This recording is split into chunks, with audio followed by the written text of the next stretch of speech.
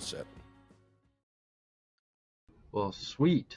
To start off, we got this is 45 now, right? We thought last time was 45, but now this is actually episode 45.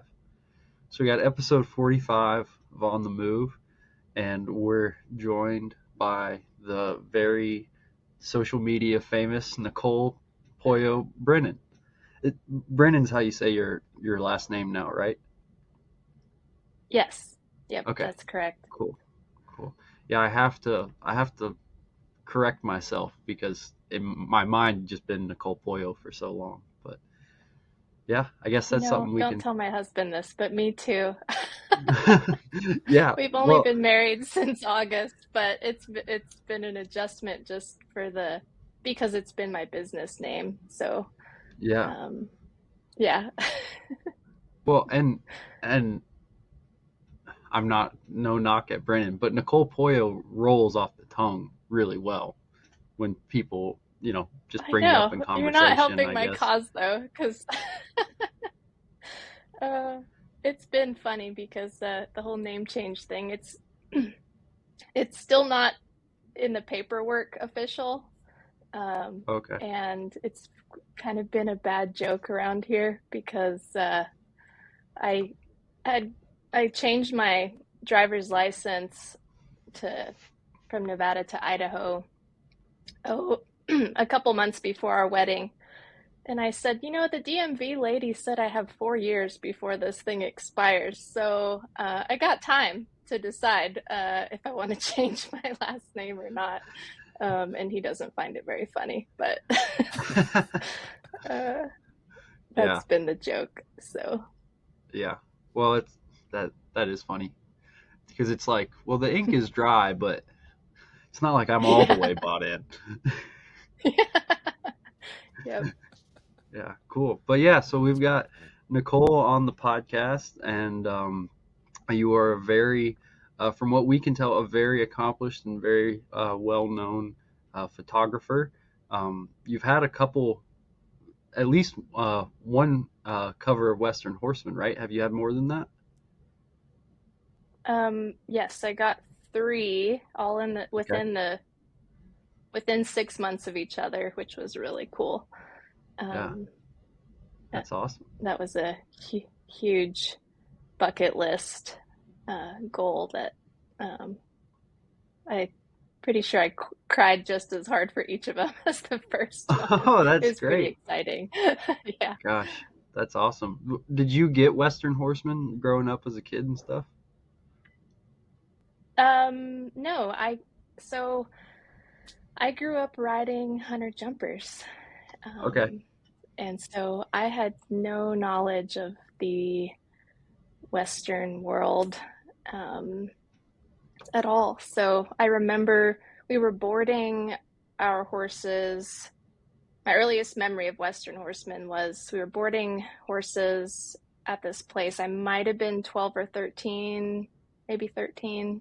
And I saw they had Western Horsemen's. And the funny thing is, I recall, I think it was like an article on Martin Black or something, and he was somewhere named Bruneau, Idaho, and I'm living there now, which is just mind-blowing to me to think about,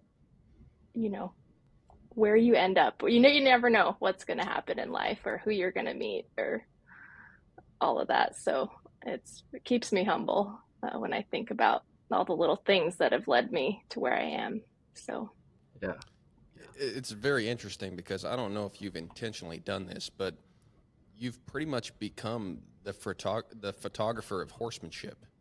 Like most good pictures of horsemanship you see on the internet is you.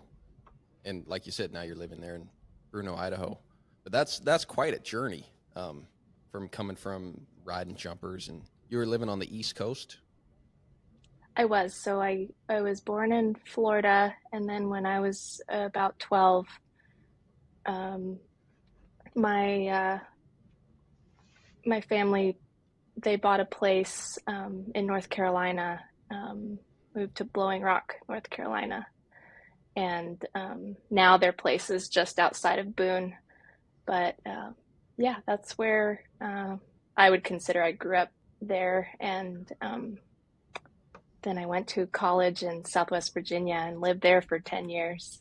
And uh, it, it's it, yeah, completely different world. Do you want me Wow, to so dive you were into right up that? in Joe's neck of the woods. Did you guys talk about that? Yeah, Where did you go to college? I went to a small college named Virginia Intermont, which no longer exists. Um, and then that was absorbed by the photography division was absorbed by King College, which is now King University, on the Tennessee side of Bristol. And Virginia Intermont was on the Virginia side. And um, yeah, I went to school there.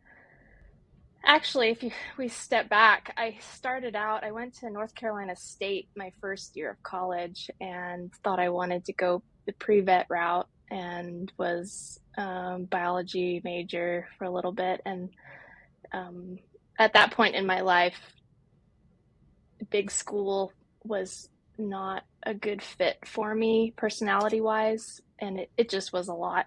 And so I came home and kind of went to community college in the meantime. And photography, I'd always enjoyed it, but I never took it seriously as a career option. I'd taken some high school classes and I always liked it, but I was like, yeah, whatever, starving artist. That's not really a good way to make a living. And then I took a job for a large animal vet in Abingdon, Virginia, and I was um, starting some colts for him.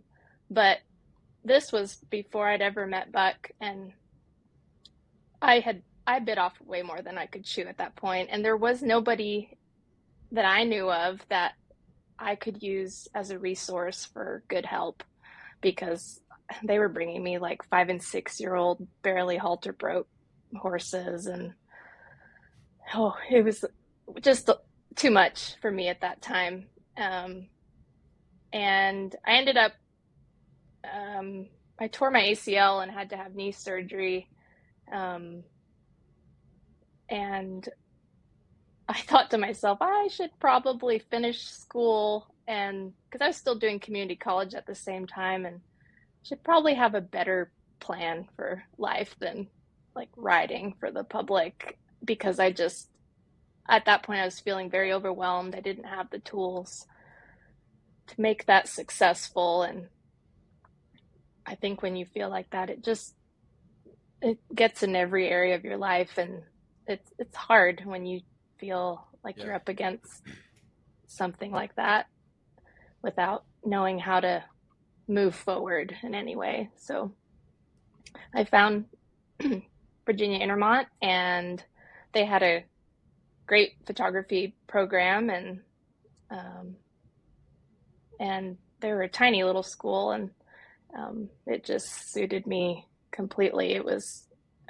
small classes, um, much more one-on-one, and they also at the time had um, a equestrian program that I think they were like one of the top intercollegiate schools in the country. They'd won the national title like 12 times.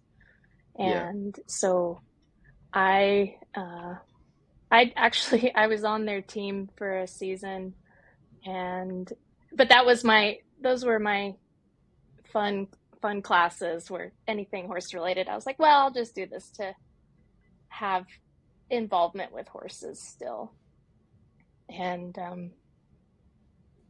so yeah, I did um, photography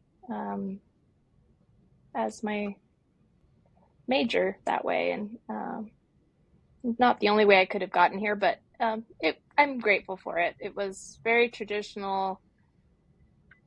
First 2 years only film, black and white the first year, color the second. Color darkroom is a whole nother beast. I'm really grateful that digital exists because it's really hard. But we all use it.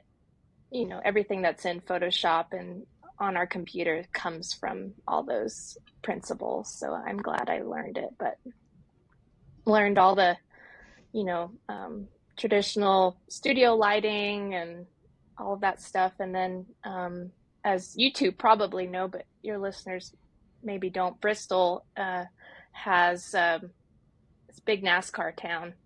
And so the racetrack had a deal worked out with the school where they would hire photography students to do coverage of their operations, and they would give us a shot list of different sponsors or different operations that they needed imagery of, and then as a perk, a few of us would get passes to go down to the racetrack and in the pits and photograph the race, and that was fun, of course, but it taught me a lot, especially later on when I started doing some event photography.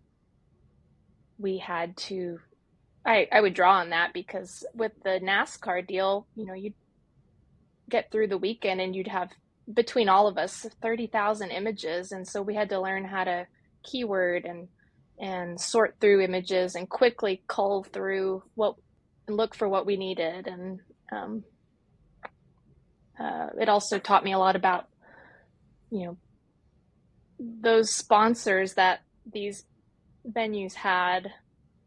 They wanted imagery that incorporated their stuff in the background, and just made me more mindful to that later on, for example, when I got to shoot the Pro-Am, that was something that I helped them do was, well, who's your big sponsor? We need to put their banner here because I'm getting, 75% of my shots are this corner, as it's where people are catching, and it'd be really cool to have that sponsor's banner right up there. And so sounds like Bud Light should have hired you. Well, honestly, if the horse photography avenue had not have worked out, I really enjoyed photographing motorsports. That was pretty darn fun. So I think if I'd stayed on the East Coast, that's probably what I would have explored. So, but That's awesome. Yeah, I think we take for granted the hours you guys sort through photos that you've taken. Do you do all of that on a laptop, just by yourself, just get a coffee and just go to work? Yep, lots of coffee. And through practice, I'm significantly faster at it than every year I get more efficient, I should say, or I'll learn something new that makes my life easier and I can adjust my workflow. But I have a laptop, and mostly because I travel so much, and one day I'll have a laptop and a desktop, but I just take my laptop with me and do everything that way. So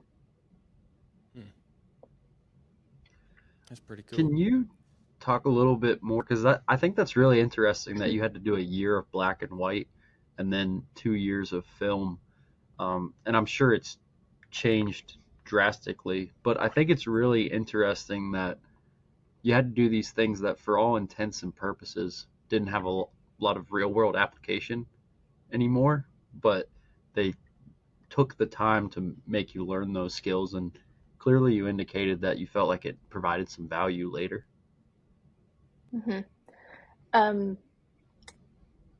All of photography's been evolving since it was created over 100 years ago, and the process of editing has also continued to evolve. And now with digital, it's different. And at the time when I was in college, digital was just really starting to, it of course existed, but the quality of cameras, for a while when it was introduced, it was like this huge spike where every year companies would come out with a drastically new technology, and it took a while for that to plateau, if that makes sense. So when I was in college, my professor would say, you should think about selling your camera within a year or two of getting it, or you're not going to get any value. You won't get anything for it,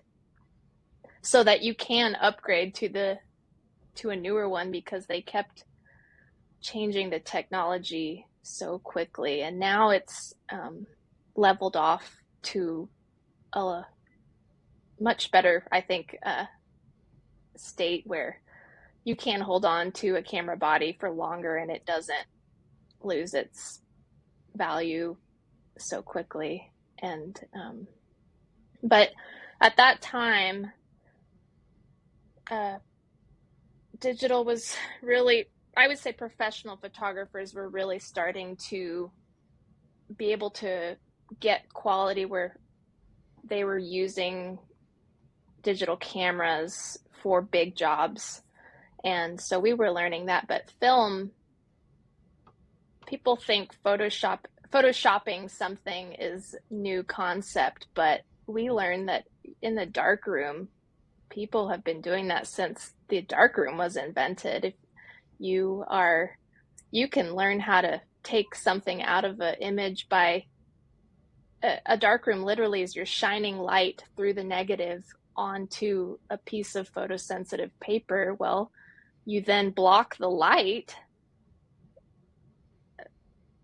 and you can manipulate it in that way. And that's not a new concept. It just took way longer, and it was easy to spend hours working on one image if you had a lot of stuff to do to it.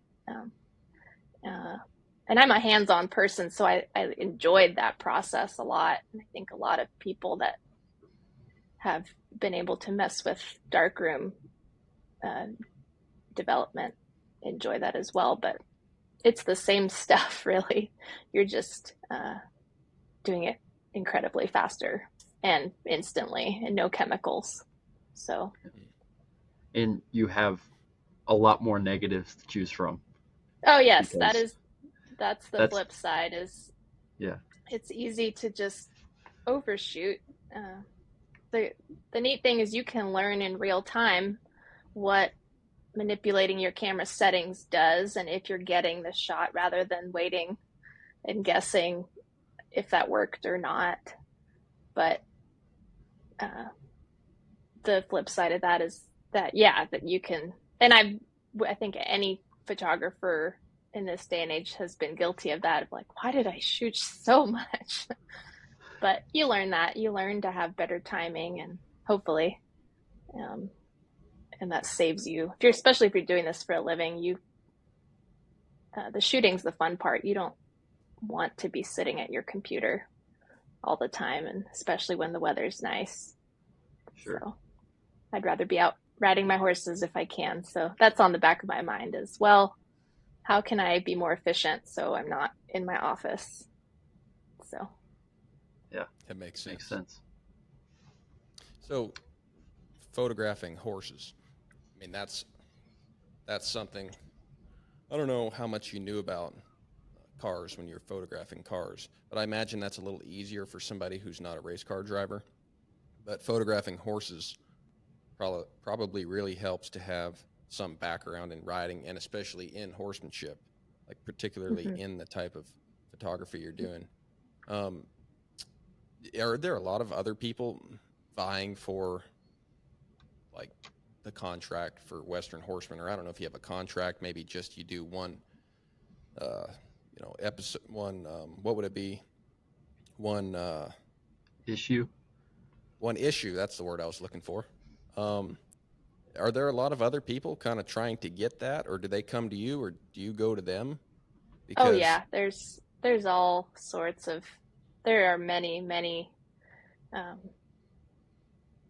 photographers that focus on equine photography. And honestly, I tell myself I can't worry about what they're doing. because then I won't look at my own work. I can't be constantly comparing or worrying that somebody is doing better than I am, or it's all subjective. Everyone's on their own journey. And I tell myself that if we're all shooting the same event, because that happens a lot, you'll go to an event where there are several photographers there. I said, well, what perspective can I present that is unique to me? And it's constantly forcing myself to, okay, shoot the shot everyone would want to get, and then how can I make that different? Or how can I capture that moment from somewhere else? Or how can I shoot from a different vantage point? Or it's just constantly looking at what you're doing and trying to push the limits of it a little bit more. And I've been lucky to have a few mentors that remind me of that, because I think as humans, we all get into our own patterns. And I know horses have definitely taught me that. You get comfortable in your patterns and you don't even realize that you do that in that order always. And you have to be able to pause and look at what you're doing from the outside. So, What do you do, or how do you look for the perfect shot, and how do you capture that? Because I've seen a couple of photos you've taken of people riding. I remember one you took of, probably taken several, but you took one of Noah Cornish one time, and it looked, I mean, it was so good. It was like you knew how he felt, and you took it at a moment of just utter, high when he was riding. And now with iPhones, I don't have a Samsung. They might have the same feature, but you can take a live photo and then you can kind of ink around with it till you find the perfect spot. Do you have that capability, or are you timing up with somebody riding to snap it right at the perfect time?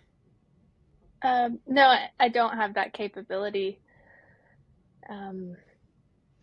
A lot of it has been timing, and I know as my horsemanship journey grew, my imagery got better because, for example, you're in a clinic, Buck's talking about for example, when the feet are moving, when you would initiate, let's say, cueing for a lead change or a canter departure. Well, that's oftentimes you have to be aware of the feet to capture those moments photographically as well. For me, it always was, they related, they were hand in hand. If I was thinking more about where the horse's feet were, I could think about it when I was taking pictures as well. And I don't know, it almost goes back before Buck as well, because I remember being in like 4-H and pony club where you had to learn the gaits of a horse and how many beats each gait had. And you had to, at least I'm grateful for those little experiences where I had to learn the mechanics a little bit of how a horse moved. And, I wasn't around too much dressage. I wish I was. When I was young, my mom kind of started getting dressage lessons, and as a little snotty hunter jumper kid, it's not exciting, so I didn't pay too much attention, and gosh, I wish I had, but I do appreciate things I learned, at least where they tried to teach me, well, you have to know what the movement is before you can manipulate it. So if I knew, it helped me think later on, well, this rider wants to rebalance the horse. Wait for that moment where he releases and you capture that. Wait for that moment where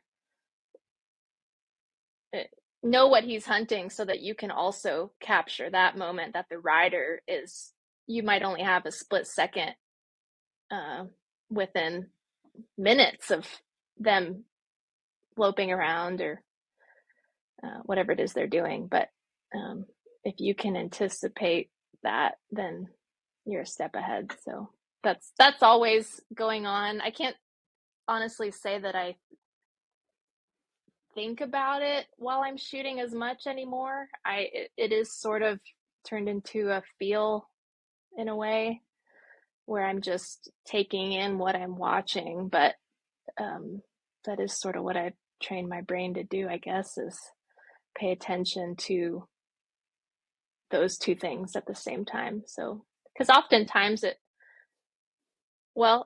started out, I was a photographer with a horse that needed help from people like Buck or Joe. And I would, of course, take my camera with me. Duh, why not? But as I'm watching, like, Buckle ride at the beginning of every class, as I'm trying to photograph him, I'm also trying to absorb what he's doing, because that's one of the most valuable moments of the class, is watching him progress his horse. And so maybe that's when it started, but just trying to think of what the horse was doing, and when he was doing it, and when the rider would choose to influence the horse's movements. And so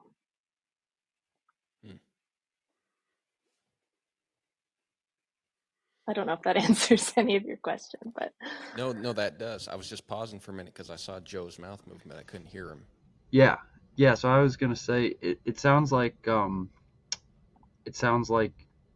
you almost have to understand the rhythm of what's going on, because if you're doing anything technical, especially photography, it's not like you're in a studio, right? So if you are having to sit there and think about it, like verbally out loud, say to yourself, okay, well, he's coming out of this corner and he's probably going to extend here and then rebalance there, and then I'll catch him. Like, if you do all that, there's no way you're going to adjust your camera settings and take the right shots. Like, it has to fall back into muscle memory almost. So that makes a lot of sense, that you'd have to understand the rhythm of how that's going to happen.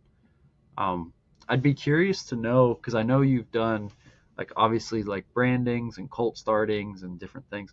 Was there anything, maybe just because you hadn't been around it as much, or was there any sort of event, like maybe a reined cow horse or something, that you're like, this is harder for me to kind of get the right moments than maybe something else? Is there any particular event that stands out that you're like, oh, that's going to be more of a challenge for me?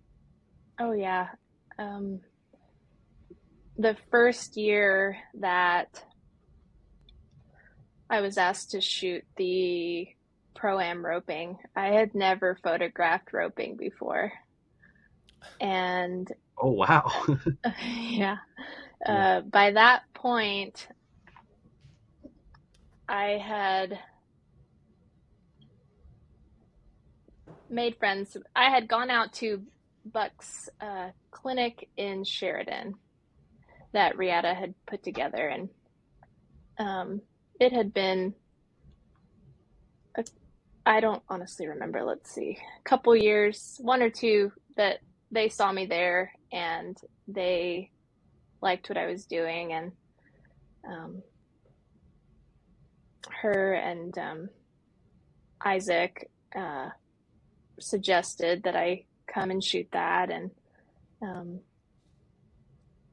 so that was a crash course. And I knew horses, and I didn't, well, okay. funny story. So they said there's a muley roping, and I seriously asked Isaac and Riata if it was hard to find that many mules for an event. And, they had a really good laugh, and I laughed too, but I like to occasionally remind them of that. Is it really Yeah. hard to find that many mules for your event? And it turns out they're roping cattle without horns, and I was like, oh, that makes much more sense. But that's kind of how that first year went. Was I photographed it. I knew ropers typically liked stuff that showed off their rope, especially that style of roping. It was, just on listening to how it was scored, you got more points for fancier shots. So I knew that that was an element of importance. And then, other than that, I think I just bugged them as I was editing, like, is this good? What about this one? And they'd say yes or no, or, oh, that's a really good one. So then I'd go try and find other things I captured. But getting feedback was the key to me, because then I didn't photograph roping again for another year until the next Pro-Am the following year. And I look at those early images, and I cringe a little bit, because I'm like, gosh, I've come so far. But getting feedback, I continuously looked for feedback on, well, is this what you want to see? Or, what's cool, what's not, what is the person that's doing it, what do they want to see? And I applied that to any sport I was photographing with horses. And then the challenge from there was, okay, how can I capture that moment in an artistically different way than what the standard shot was? Or, for example, that first year of the Pro-Am, I was so wrapped up in photographing the action that I wasn't mindful of stuff in the backgrounds, or I wasn't using depth of field, which blurs this subject from the background.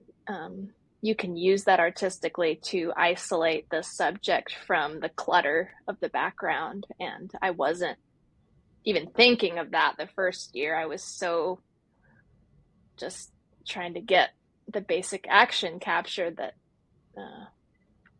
I wasn't even there yet. So Yeah. But that makes sense. You kind of, you had to learn your fundamentals of, photographing ranch roping.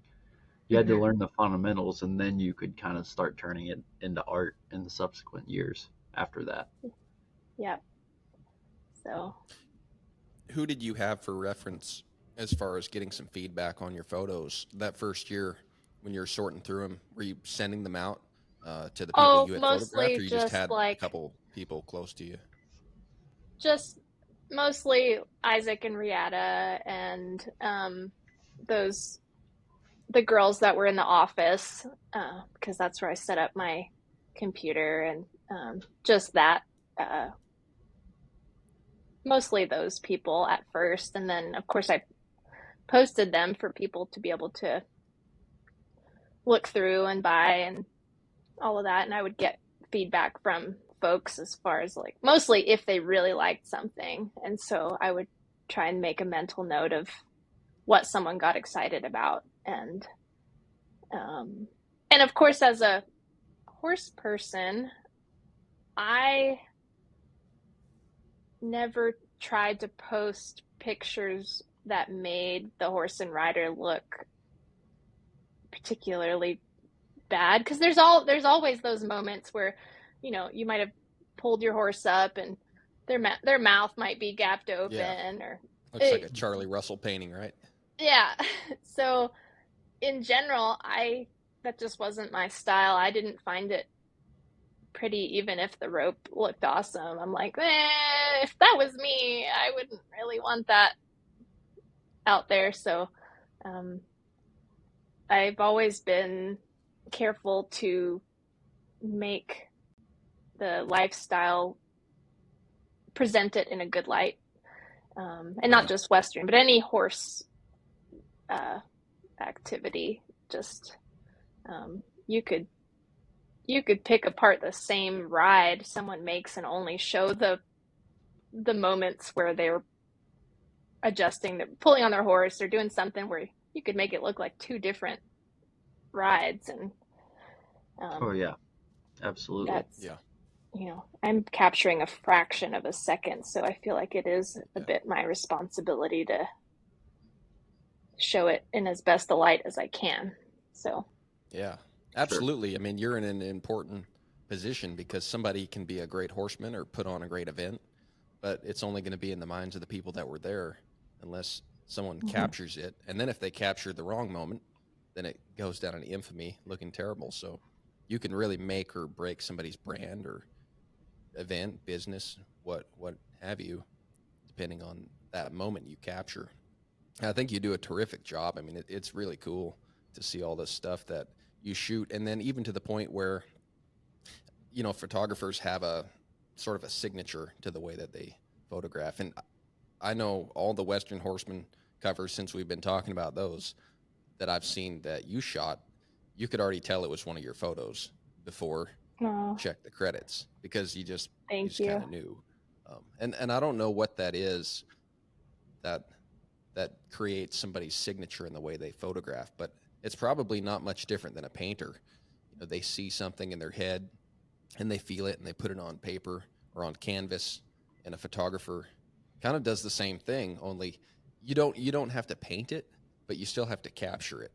And that's very difficult, I imagine. I mean, to see something, do you do that a lot, where you see an image in your head, or you're at an event and you're like, I'd really like this to happen, and so you try to set up to where you can capture that? Or do you just let things happen? Oh yeah, I do that. And sometimes there is a period of you're struggling to make that connection work between what's in your head and what's coming out of your camera. And that's, you have to know your gear, you have to know how the camera operates and how you can manipulate all those settings to get what's in your head. And sometimes I imagine, I don't want to project onto you, but I imagine you have some really bad days where you see something in your head you'd love to capture, and you can't for the life of you like take a picture and go, yeah, that's it. You're like, nope, that's not it. And you like, you just can't get it.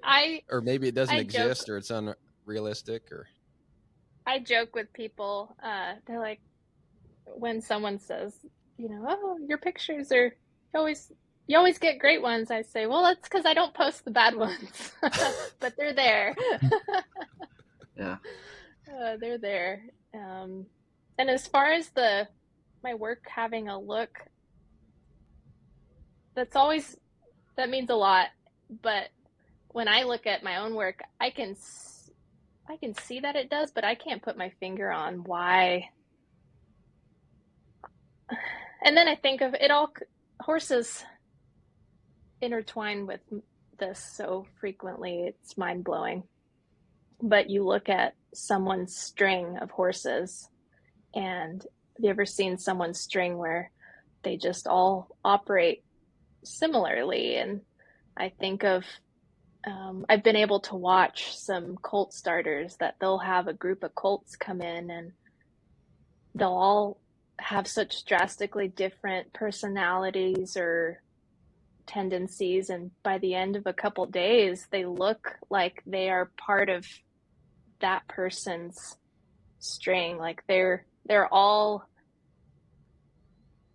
their differences are significantly more subtle, and everyone's sort of on the same level, so to speak. And I know that takes practice. And I remember photography mentors telling me, to develop a style, you have to keep shooting and then shoot some more and keep, I guess over time, what's important to you will rise to the surface. And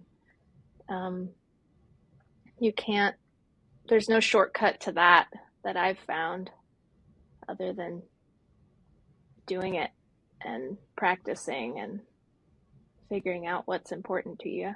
So. Yeah. Because it's at some point, any sort of skill, it's just going to be a matter of volume, and kind of going back to what you were saying, you might be fortunate you live in the time you do where I'd imagine digital photography allows you to get that volume a lot quicker, because you can look through, 8,000 photos instead of 80 photos you took that day. Yeah. And then pick out, maybe the 800 instead of the 8 that fit what you were trying to do. And so you just get that process. You get way more reps at that in a much shorter amount of time. Yeah, absolutely. That's cool. So, Wow. have So you... do you feel like... Oh, go ahead. Go ahead, Ben. Well, I was going to ask... Like, you just go ahead. One at a time. Okay. Yeah, I was just going to ask, when you're doing all this, obviously with the events and stuff, everyone's probably like really focused on what they're doing. But I know you do like brandings and ranch work, or maybe someone's cult starting, and it's just maybe the aura of the whole event is a little less intense because it's maybe not a competition or something.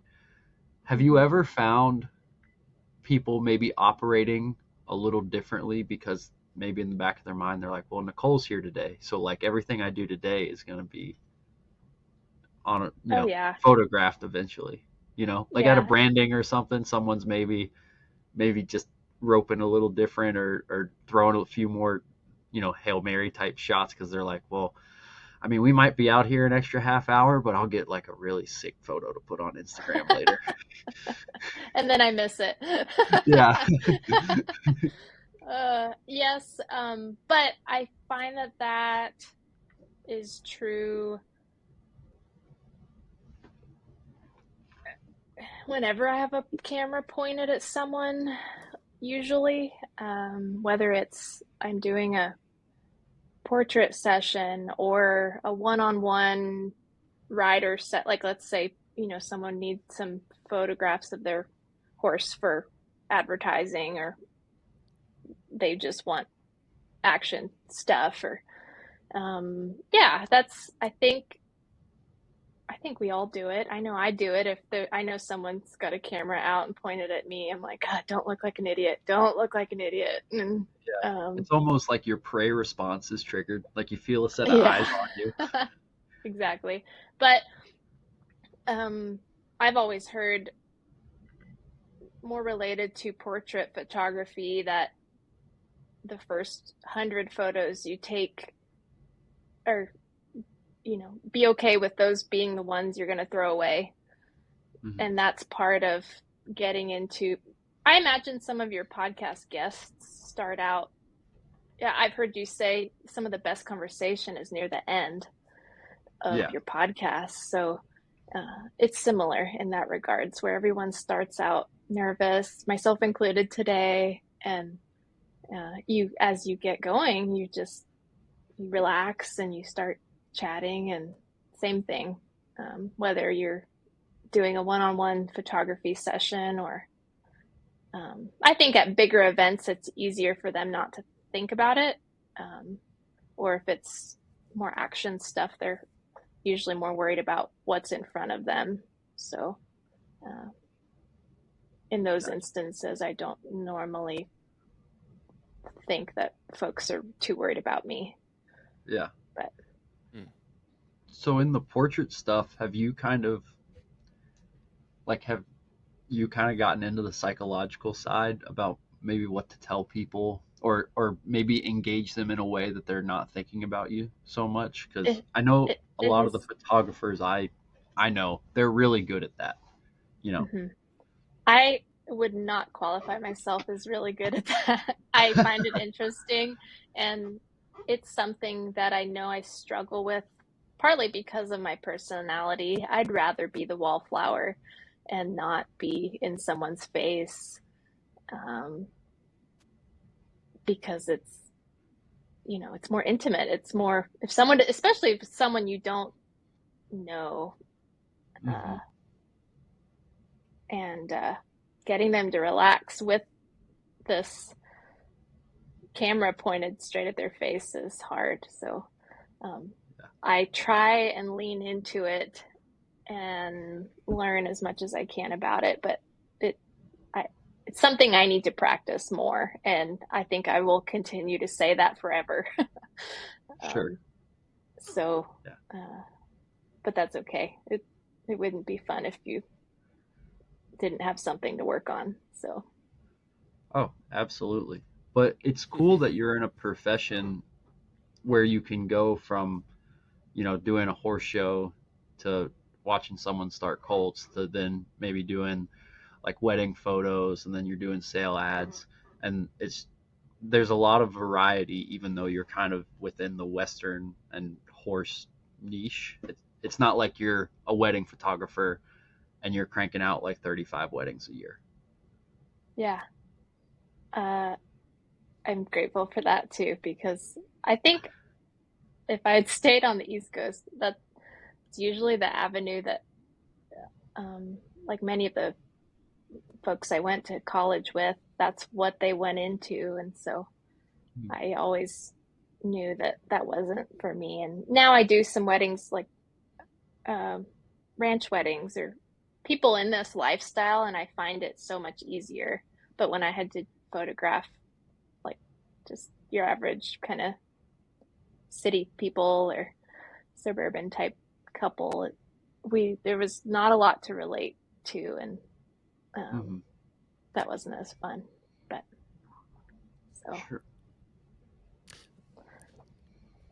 So what I was going to ask you about there a minute ago was, getting into horse photography in particular. I'm sure there's some tricks of the trade that you can figure out on your own, but I'm sure there's some that helps to find somebody to have as a mentor. And like one that I can think of would be for those sale photos, like getting mhm. horses to stand perfect and then getting the correct shot and stuff like that. I'm sure they didn't teach you that in photography school. I mean, they may have, but unless it was a equine photography school, uh, who did who helped you with that, or did you have um, to like go find people? Like, gosh, like what was the first shoot you did that was a sale horse? How did that go? well, I mean, growing up with horses, I would help my mom do, her hunter jumpers. We would kind of set them up, and I knew some basics from just that. And you look at, um, so there's a magazine called Practical Horseman that every issue George Morris would critique. I think it was George Morris would critique um, confirmation, or he also did. He might have just done one where it was like rider jumping position. I can't remember, but they also had one which was like the three horses would be. Some people would submit a side shot of their horse, and then uh, it was you had the writer would then say which horse was probably more suitable for the job, for that being jumping or whatever, based on their conformation. And that also goes back to being in 4-H and pony club, and you learning some of those mechanics. And then I've always loved to read, and as the kind of crazy horse girl growing up, if we got to go to the library, that's the first thing I would go find was the horse book section, and I'd come across, books from German masters, or even like horse husbandry books, and conformation at some point was addressed, and I would hear terms like, oh, well, that horse has a good shoulder, he should jump well, or he should be able to have a nicer extended trot with this, or this. And over time, I knew those elements were important, but I still couldn't photograph it particularly well. And so in 2017, I moved to Montana and moved in with Riata and Hannah Ballantyne and Brianna Smelser. And Riata has always had, horses available to sell. And I joke that she kind of really, we enabled each other, because we'd go take sale photos and then we'd get back and be like, well, it still doesn't look like, this horse in this magazine, or what are we doing? What's wrong? And so we'd go practice some more, and then I helped photograph the MSU sale colts, and but mostly I kept looking for images I liked and kind of reverse engineering, well, what are they doing? And with my knowledge of how photography worked, I could say, well, they must be using a longer lens than I am, because the proportions look different. They must be zoomed out farther. They must, they must be more towards the hip than the shoulder from where that horse looks in that photo. And I'd go and I'd try it and just kept getting better at it. And so that's how that was I just kept after, well, this is close, it's better, but it's not what I want yet. And I think every horse has its own challenges conformationally of, well, how can I make this horse look their best? So then I have to think, oh, well, he's short backed, so maybe not pose his legs quite up under him as much, or this horse is long backed, well, maybe I can flatter him a little bit more by having his legs kind of under him a little bit more, and subtle things like that, or just learning the mechanics of how my camera affected the horse visually, and the horse's own conformation, and what showed off each horse the best. So Do you ever feel like you don't have or like you struggle with taking sale photos where you're trying to make them look very good, but you don't want them to look so good that it's unrealistic? Because especially in the last couple of years, with the way our culture has been getting, people really appreciate genuine things, like you're seeing that with shows, you're seeing that with different products being handmade and sold by people, little boutiques popping up. And so sometimes in those magazines, you'll see a horse for sale. Studs are one thing, because it's not, it's the stud. You're not going to own him. You're just going to get a breeding from him, and it's just catches your attention. But you see horses for sale, and sometimes they look so good, and you're like, yeah, they worked hard to get that photo.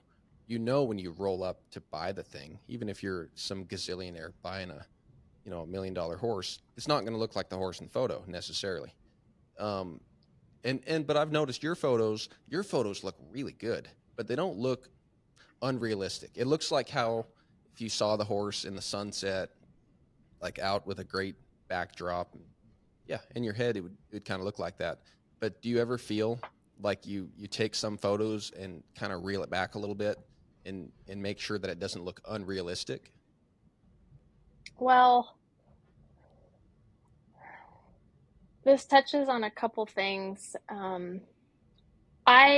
For myself personally, and I tell folks, I do not alter the conformation of a horse digitally. Like, I will Photoshop a halter out, a lead rope out. I will take off like bite marks or scrapes or things like that. But there's so much you can do, just like you hear about magazine covers and how they alter women's bodies or anyone's bodies, really. You can apply all of that to horses, but to me, that crosses like an ethical line of, well, you're trying to sell somebody a horse, and I'm just not going to do it. But then, yeah, you can certainly pose. I mean, think of any woman in your life when they're about to have their photo taken. Most women will stand a certain way.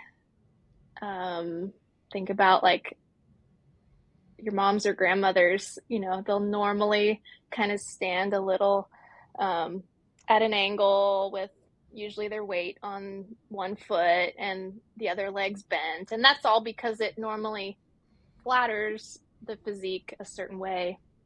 To me, that's all.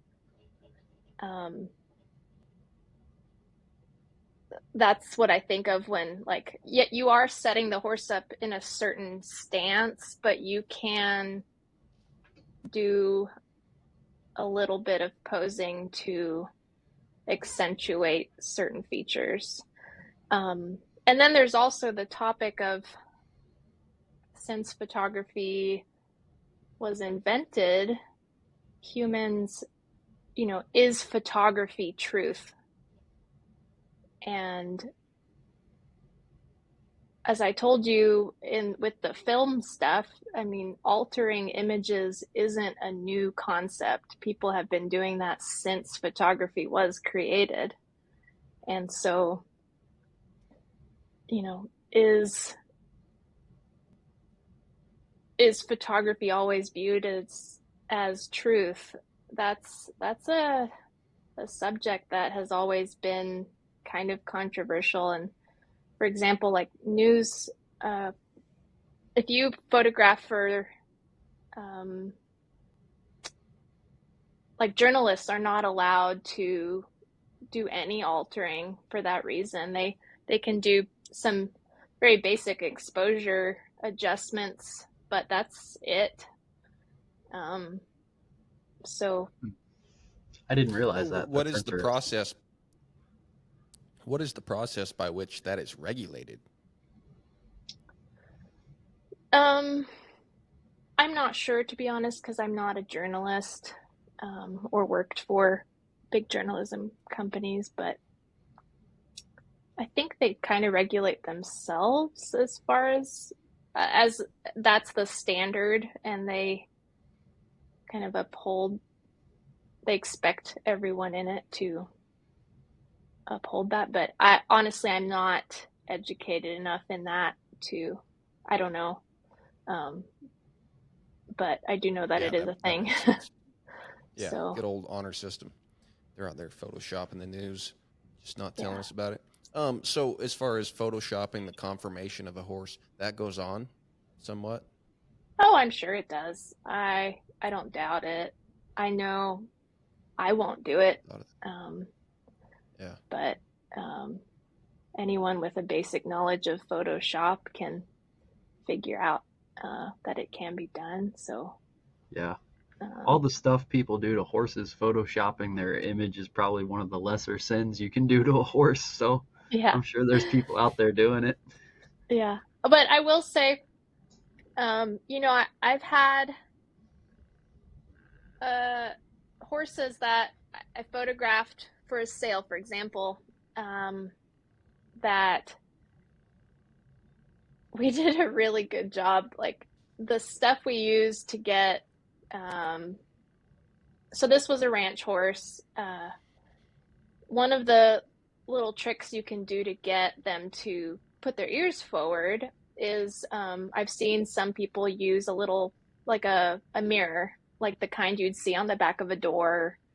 And you just kind of show them their reflection. And a lot of them, if they've never seen it, they're like, whoa, and their ears will come up, and sometimes they'll arch their neck a little bit. And some really don't like it and they want to check out. And so I've seen some just immediately want to go forward and sniff. And I'm sure, like, growing up, a lot of dressage riders have mirrors in the indoors or arenas. And when the horses first see themselves, that's a common reaction. But this was just a ranch horse, and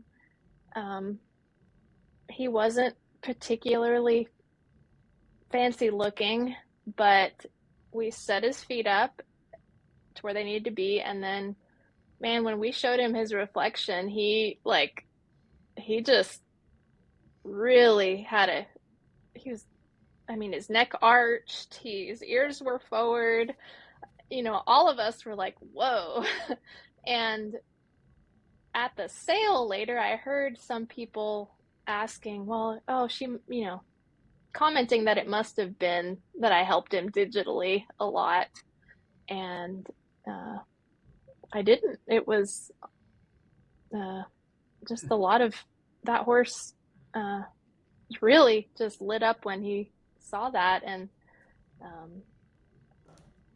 yeah, and that's an example I think of a lot, because they're like, well, she must have done something. I'm like, well, no, yeah. but I know how to pose one now. Yeah. And but I guess that could be a thing, like, even if it's a natural pose, if you overdid it and then everyone comes and sees the horse, and that horse is only going to do that if he's got a mirror in front of him, then you're kind of like catfishing the sale buyers. They're like, hey, wait a minute, that's just like somebody doing their Instagram post or something, and then you meet them in person and you're like, yeah, I get that you could take a picture of yourself to look like that, but you don't look like that. So yeah, but then people getting professional headshots, or even like every realtor I know gets a professional headshot done. What if all of them had just like a awkward selfie as that's still the same person. Yeah. You wouldn't be freaked out when you went to go look at your new house and this big toothless bald guy hops out of his SUV and you're like, wait a minute, I'm about to get mugged. And then you're like, oh, that's the realtor. Shoot. Yeah. So I saw a ahead, thing. It's been. Oh, no, you're good. I saw a thing, Nicole. Didn't you have like a clinic or some sort of workshop where you were like teaching people to photograph from horseback? No, I don't think that was me. Okay. I do have something in the works for yeah, but you photograph learning opportunity, but okay, you photograph off your horse quite a bit, don't you? Or are you pretty much always on the ground? Yep. When I get to go to cool ranches or things like that, oftentimes I've been able to be horseback, and that's been amazing. Okay. And it's there's not a not awkward way to carry a big camera and be horseback. And I always tell people, I said, I can ride, but put me on the gentlest kid's horse, because when I have that camera up to my face, normally I am not thinking about the horse, or, if this horse needs my attention, I might as well just not pack my camera.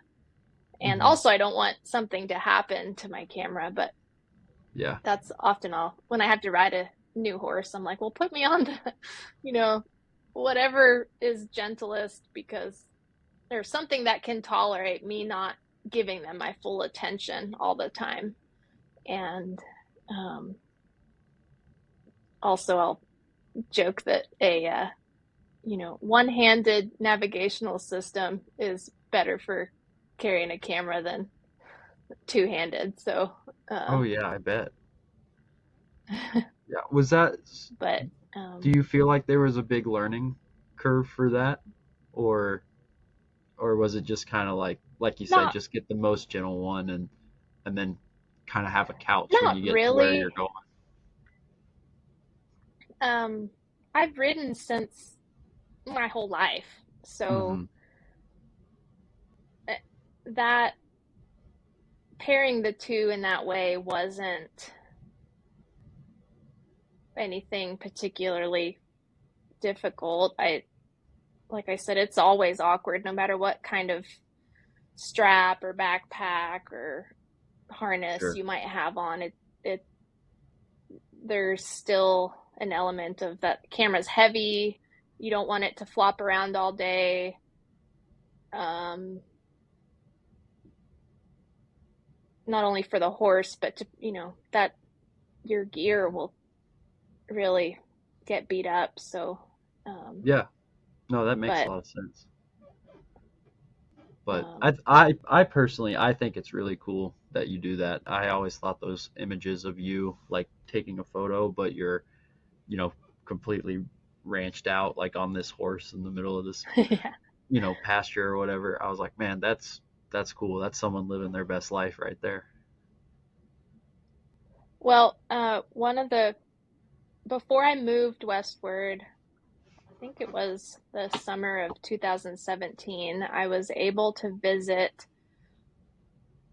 uh, a big ranch in northeastern Nevada called the Wine Cup Gamble Ranch. And I had met the cow boss at the Pro-Am, and he had said, "Yeah, come by." He knew I could ride, so he put me on a good horse, and I got to ride out with the crew and just go be out there for the whole day with them. And that was, and try not to be in the way as well, but that was probably my first real horseback with a camera situation like that. And honestly, it was so much fun. But one of the coolest things, and you guys will, I think, know what I'm talking about, because as an East Coaster, there aren't those big open spaces where you can just trot forever. Or you know you'll hear bucks say, well, uh, if a colt needs to go, well, I like to ride. And you got tons of room to do it in. And that, to wrap my mind around that, growing up where I did, we had an arena. If you wanted somewhere bigger, you could go ride in one of the paddocks. But there, other than going somewhere to trail ride or something, you didn't really have space like that. And um, I'll never forget when we all got horseback at this ranch, and everyone will trot out. Normally it's single file, and then the boss will tell you, if you're going to gather an area, they'll drop people off wherever they want on the circle. And I'd never felt a trot like that in my life. I'd never felt, there was no, it was weightless. There was no pulling on that horse of like, oh, I want to be with my buddies. He was right with me the whole time, and just moving out in the coolest way. And, I came home and was just so excited about that. I thought about it for a long time after that, just what that trot felt like. And I think that was one of my favorite moments with that. So, um, That's and then awesome. but that same older ranch horse, I'd want to ride somewhere different to get a good picture. And his ears would be going back and forth, like, I don't think we're supposed to be here. And I was like, yeah, I know. Just give me a second. Yeah. He knew the job but way better than he most knew of the the people on job. the He's crew. like, yeah, you don't know what you're doing. What are you doing up there? So, That's awesome. Oh. That's terrific. Yeah, you So certainly found a good vehicle to insert yourself into the West in that way of life.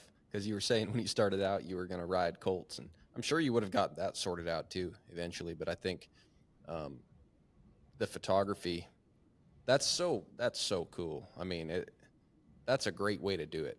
And also, then you don't feel compelled to ride however many horses every day and get beat up. You just get to take pictures and ride when you want to and get to travel around. And I'm sure that opened up a lot of opportunities I'm sure that's not the only ranch you've been invited to and got to ride out. I'm sure that was just the start going to a lot of it cool was, and ranches. um, it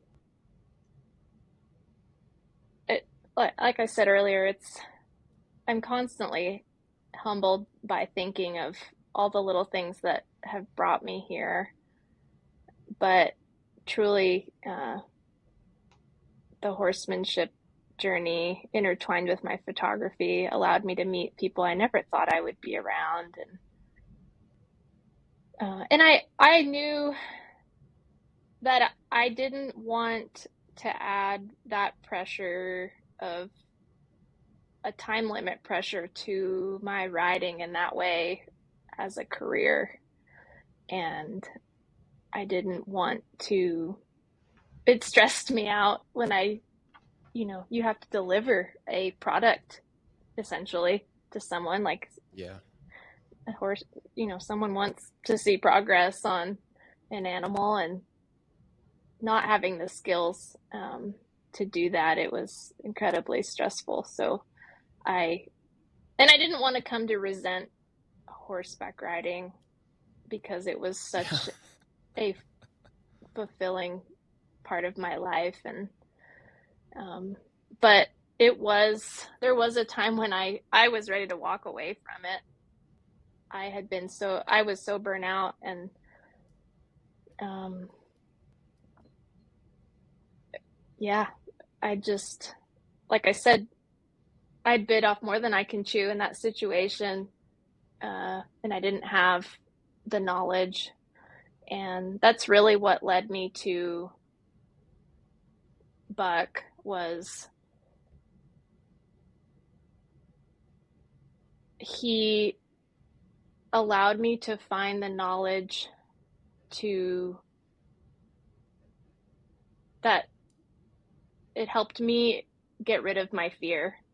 The only way I could conquer fear was learning, and through learning and learning about the horse and the horse's nature and how things affected the horse. And for my whole life, I always felt like there was something that didn't make sense. Like I was doing all these things, but the horse was still such a mysterious creature and did what they wanted. And I yeah, feel like Buck opened a door of learning how a horse operates and why they react in ways that they do. And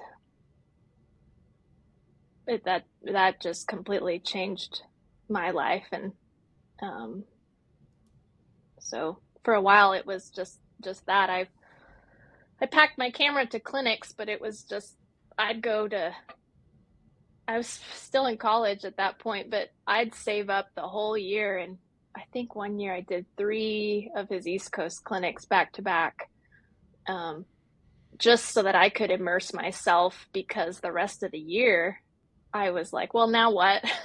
I have all these questions, and um, nobody to bounce ideas off of. And I found other folks, thankfully, later on, like uh, I learned like Paul Dietz would come into the area in the spring. Buck's clinics are normally on the East Coast in the fall. Um, and Paul had worked for Buck early on. And then I found Ricky Quinn and Joe Walter and just other people that were in the same vein of learning that I could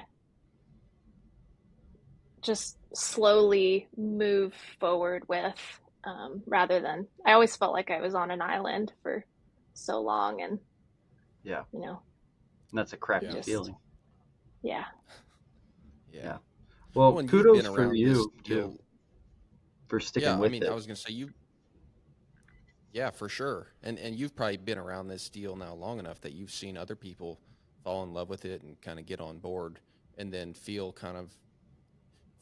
sort of trapped into thinking they need to ride horses for the public, and then it kind of Mm-hmm. wears them out. And some people it Mm-hmm. does work out, but a lot of people, they don't find photography, and they don't find something else, and they don't find a few things, and they ride horses for a while, and you feel for them because they feel compelled that the only way they can pursue it, and for some people it might be because it's not a cheap thing to pursue unless you can find a way to either make a lot of money and have enough time to ride horses, or do something that aligns with riding horses. And there's not a ton of things, but there's stuff. You got to get creative, but people will get kind of burnt out because you want to enjoy the journey and learn, but then you're you're just bound by that constraint of time and money to actually pursue it. And so they feel like they Mm-hmm. have to ride horses for the public, and then you just, not only are you burnt out, but then the public might be a little burnt out with you because you're not really delivering a heck of a lot, and then you end Mm-hmm. up leaving it by the wayside. um, so hopefully as time goes on, because I'm sure horses, they're probably not going to be cheaper to keep as time goes on, and it's not like we're using them more and more in society, but I'm sure people will keep getting creative. But you just got to find something. You got to find a way. I mean, I think everybody can, but if you love it, you got to just be realistic about whether or not you're ready to make money at it before you're actually like have anything to offer. Or like you were saying, it's not even what you have to offer. It's make sure you don't burn yourself out, or it won't even be any fun. I'm sure you could have done that with Mm-hmm. photography. You could just do it at nauseum, and but if you're not even having a good time, you'll just burn yourself out, whether you're producing a good product or not. Yeah, absolutely. So going forward, Nicole, I know we talked about you being on the cover of Western Horseman, and obviously that was a big milestone for you. Like what kind of goals do you have in like the short to medium term? I'm sure you're always just trying to get better, but like have things changed since you're married now? Like where do you take this business? What do you do with photography from here? That's a really good question, and one I'm still working out. And as far as the Western Horseman part of it goes, um, gosh, it had been such a just monumental goal for so long that I had to. Well, I tried to pause and actually enjoy the moment of achieving that goal and soaking it in for a moment. You hear people set goals often, and then when they get there, they don't take the time to kind of live in it for a moment. And so, but then after that, I have been like, okay, well, what is the next big goal? And I'm still working that out to a degree. I'm exploring um, a teaching opportunity that will be, they haven't announced anything, so I can't chat too much about it yet, Sure. but it'll be an online learning opportunity, and it'll be related to photographing horses. And that's stepping into teaching in general is very challenging. I've been having to think about, well, what exactly am I doing that allows me to be successful, or like the stuff we talked about, the horses movements. I don't think about that anymore, really. It just Hmm. it's something I'm subconsciously mindful of. And so thinking of breaking those things down into pieces, it definitely gives you a respect for any teacher having to break down what they do. And it is incredibly hard. So, you know, I don't, we'll see how it goes. I don't know if, hopefully I can present it well to folks, but Yeah. um, Well, yeah, in a it gives you way, respect for teachers. that's great. That's because in a way, I'm sure that'll help deepen your understanding, is having to Absolutely. break it down from ground zero and teach someone who doesn't understand this stuff. Like you can't you can't just have that inherent feel anymore. You have to truly understand what you're looking for, and that'll, I'm sure, only benefit you and make you better. So Hmm. Yep. And I've always really enjoyed traveling um, a lot. And, now uh, that I'm married, like I also enjoy being home too. And there's certain things here. My husband manages a ranch here in Bruneau. And they're like right now it's calving. I'm sorry, branding season. And in like last year, I had scheduled some stuff way ahead of time and I missed one of our big brandings and, pouted about it for a little while. But it's my job. So I had to go do whatever photo gig I had. And um, trying to balance being involved here and horseback and enjoying that with also continuing to make a living. And I feel like just the digital era, I'm constantly reevaluating what I'm doing and what services I can provide that people need. And um, it's not, uh, that's always in the back of my mind is having diversity in my business so that if something isn't as in demand as it was, like who knows if the sale photo thing, I mean, the horse market has been incredibly strong the past couple of years, but it's bound to plateau or level off or, you know, so that might not be as in demand as it was. So always having different things going and uh, right, not being a monolith in your business. Yeah. exactly. So that's challenging. I the business side of things is often what I'm constantly trying to educate myself in because the photo part's the easy part for me, and the rest of it is, well, I am enjoying what I'm doing. How can I continue to enjoy it long term and make it worth my time and make it work as my life changes? A lot of the travel was super convenient when I was single and just all I had to worry about was me and my dog. And uh, now there's somebody else that I have to factor into that, or um, so that's constantly evolving, and it will continue to evolve. And I think all of us feel that, like we have seasons where, and I think you're lucky when you realize I'm in this season of my life. Let's lean into it as much as we can right now. And folks tell you that, well, travel while you can, or but really, like, just be present in the moment and do it fully. I think is the best thing you can do. So, Yeah. Absolutely, I I think think that's that's really good advice. yeah, what Joe said, because I don't know, I'm one of those people, the way that it's so easy to do a lot of things and be connected to other people and so many opportunities.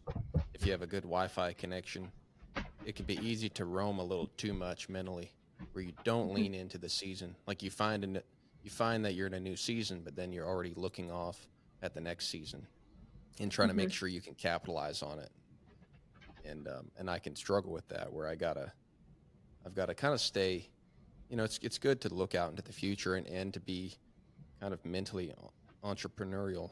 But then when you're doing something, have enough care and presence of mind to stay there and plant some roots, even just mentally, and so that you're not just roaming all the time. But it is pretty incredible what you can do, and even you're probably in a much more remote place than the two of us, but even out there, just the reach and the connectability you can have, you can get pretty ingenuitive nowadays with just your life, keeping it interesting, but also like income wise. It's funny when people start to complain about how the price of gas and the price of things is so expensive now.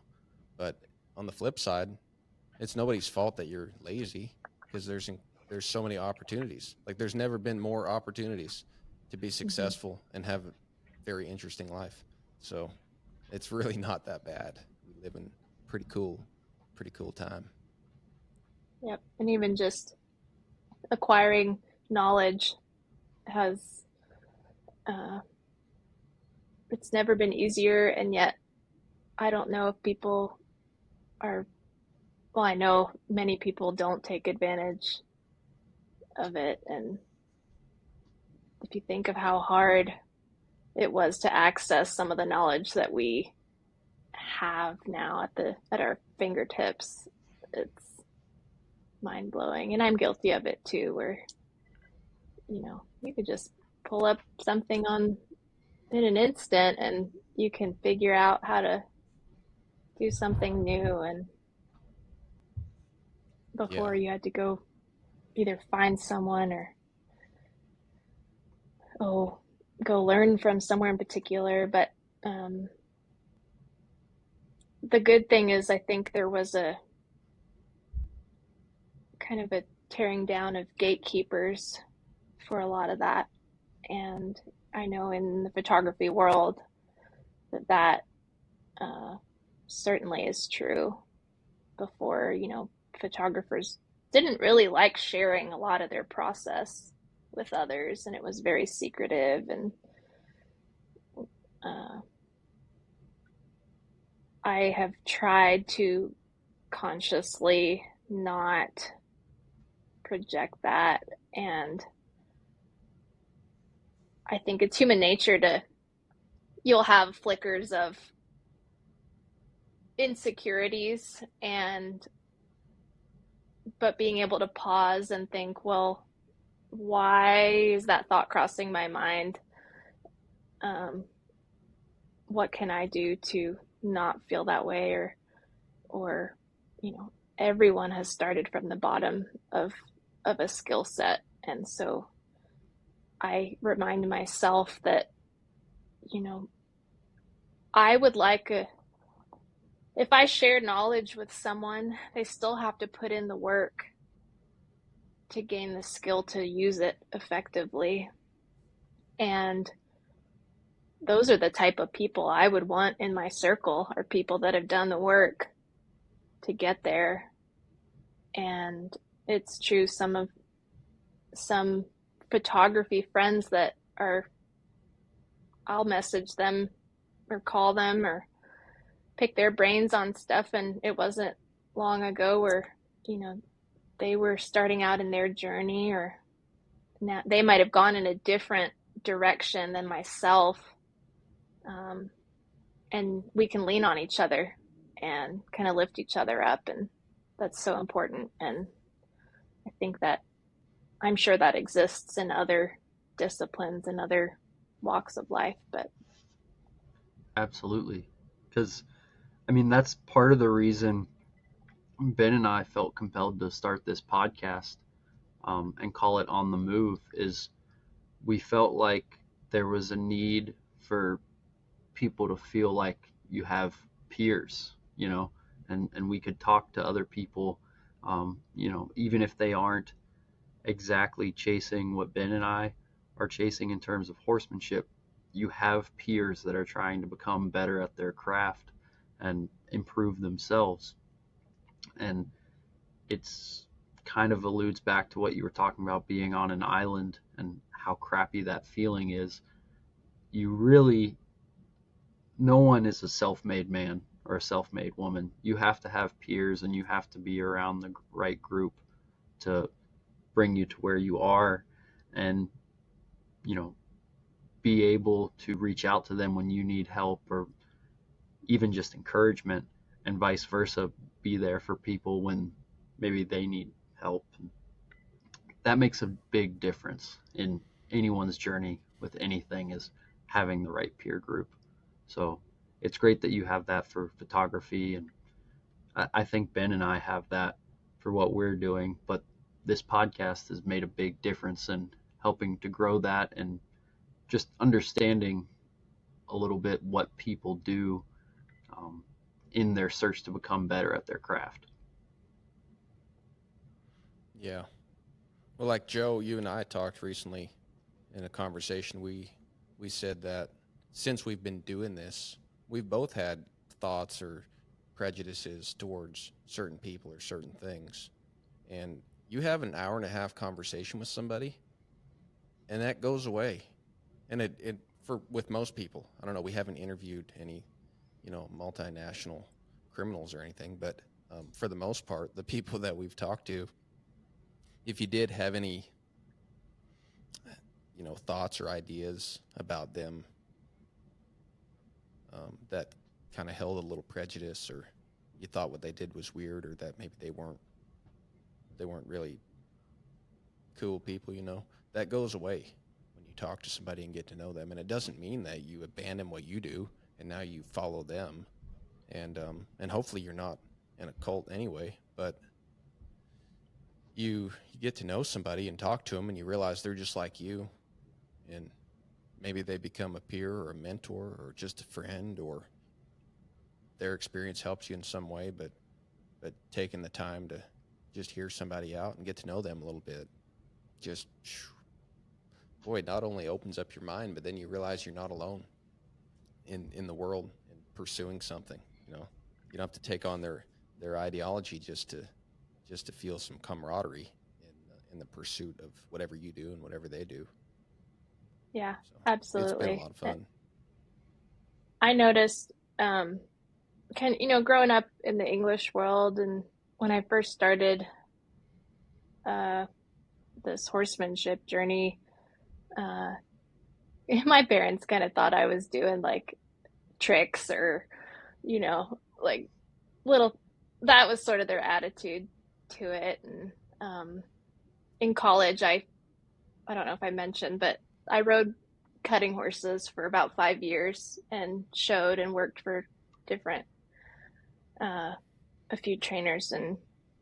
But I noticed, and as I continue on, like now meeting folks in different areas, all the people that are really good at whatever type of horse discipline they're doing, they all seem to, there's so many more similarities than differences with those people at the top, whether it's English, jumping or dressage, or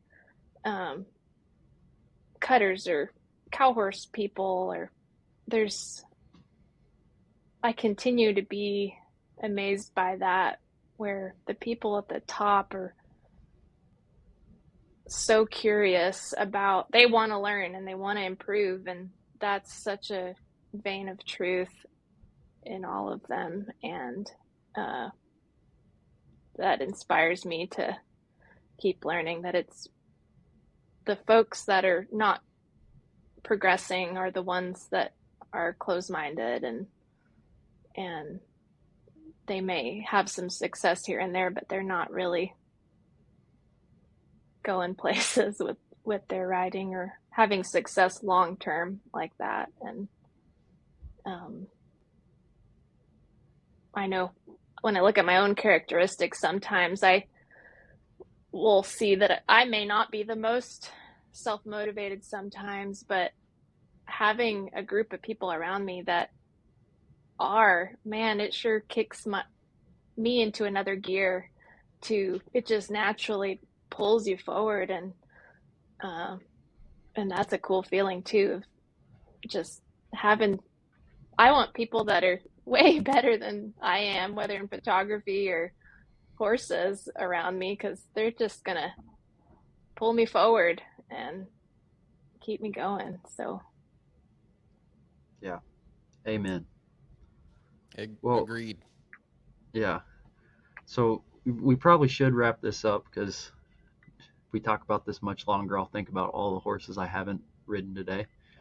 But Nicole, we really, really do appreciate you coming on. This has been a really fun conversation, and hopefully we'll get to meet you in person here sooner rather than later at some event, I'm sure. yeah, you bet. Thank you for having me. Yeah. This has been fun.